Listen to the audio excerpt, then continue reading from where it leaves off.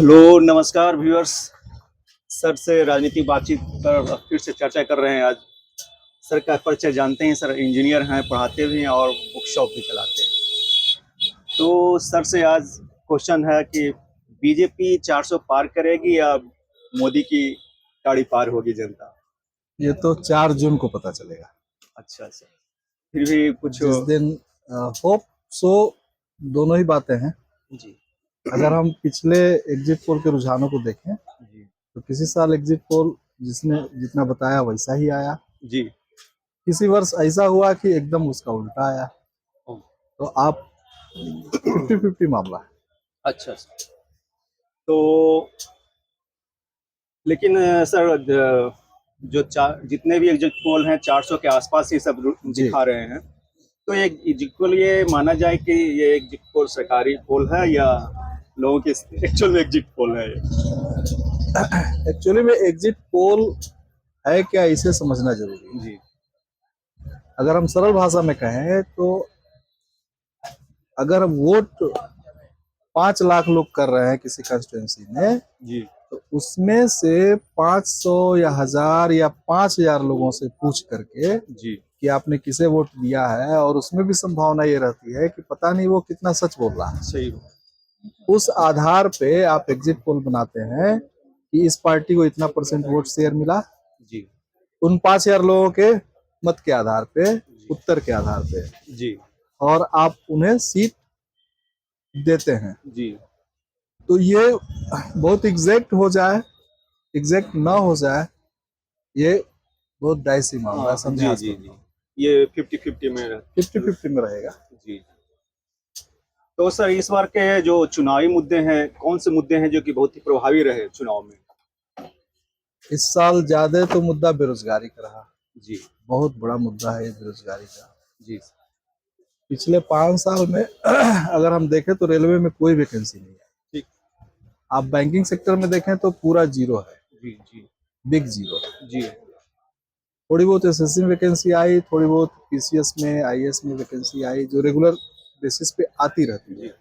अगर हम मनमोहन सिंह के टेन्योर को देखें तो आप जी देखेंगे कि एसएससी में खूब लार्ज वैकेंसी आ रही है, जी 50-50 हजार सीट की वैकेंसी आ रही है। जी। लेकिन सरकारी गवर्नमेंट पे भी तो आश्रित रहना ये अच्छी बात नहीं है सर। प्राइवेट सेक्टर में भी रोजगार उत्पन्न किए जा सकते हैं। एकदम ये होना तो भी चाहिए। विदेशी निवेश तो अच्छे आए हैं सर मोदी के शासनकाल में। ये तो डाटा देखने पे ही पता चलेगा कि जी। कितना अच्छा आया है या सिर्फ बातें हुई हैं। अच्छा अच्छा।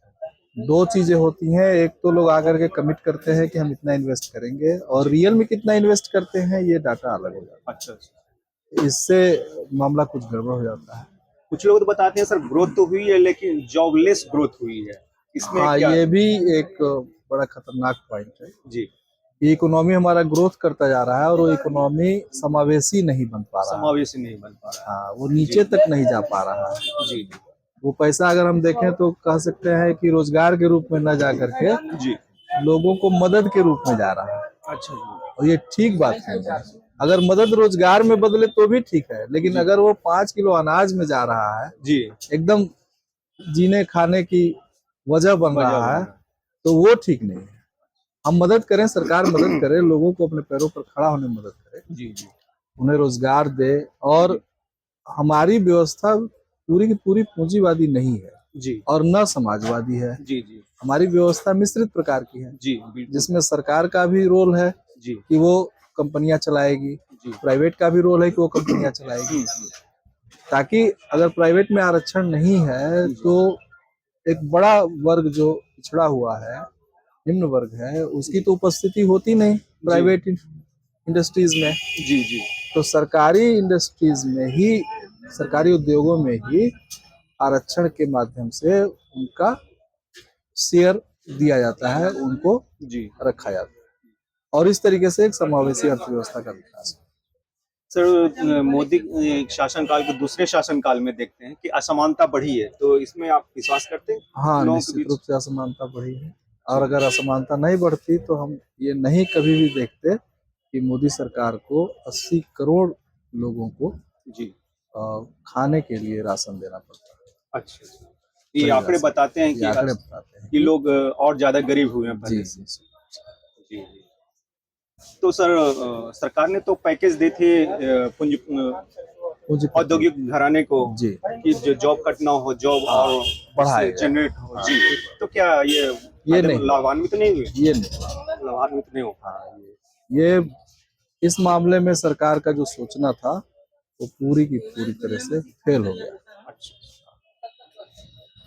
तो सर इस बार के मुद्दे क्या समझना चाहिए जो कि चुनाव को प्रभावित किए हो?